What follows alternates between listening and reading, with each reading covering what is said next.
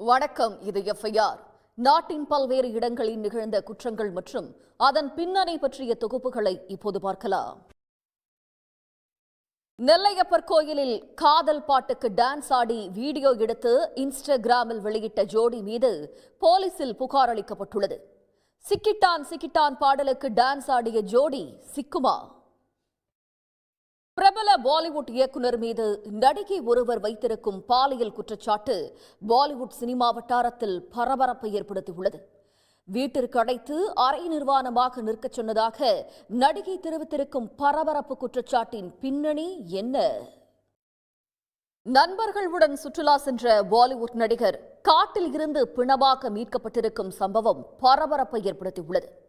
Family man 3 web தொடரில் முக்கிய வேடத்தில் நடித்து வந்த நடிகரை நண்பர்களே கொலை செய்தார்களா?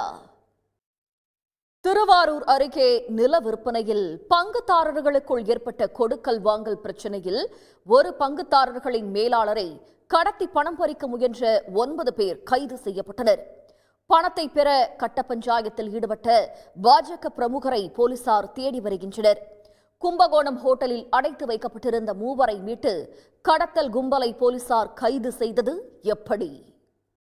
தேனி அருகே குறைந்த விலைக்கு தங்க நகைகளை தருவதாக கூறி போலி நகைகளை கொடுத்து மோசடி செய்த குற்றச்சாட்டில் ஒருவர் அடித்துக் கொல்லப்பட்ட சம்பவம் பரபரப்பை ஏற்படுத்தியிருக்கிறது. கர்நாடகாவைச் சேர்ந்தவரை கடத்தி சென்று கொன்று புதைத்த கும்பல் சிக்கியது எப்படி? புதுக்கோட்டை அருகே பெண் உதவி காவல் ஆய்வாளர் வீட்டில் நுழைந்த கொள்ளை கும்பல் கணவரை தாக்கி தங்க நகைகளை பறித்துச் சென்ற சம்பவம் பரபரப்பை ஏற்படுத்தியுள்ளது. உதவி காவல் ஆய்வாளர் வீட்டிலேயே துணிகர.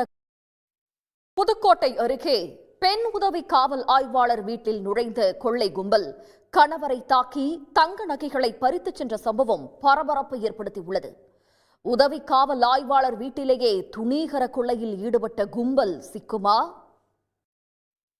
புதுச்சேரி பாஜக முன்னாள் நிர்வாகி கொலை வழக்கில் தேடப்பட்டு வந்த பிரபல ரவுடி கருணா கைது செய்யப்பட்டுள்ளார்.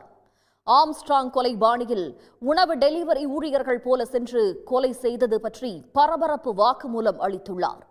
பாஜக முன்னாள் நிர்வாகி கொலை அரசியல் கொலை என கூறப்படும் நிலையில் கருணா அளித்த வாக்குமூலம் என்ன?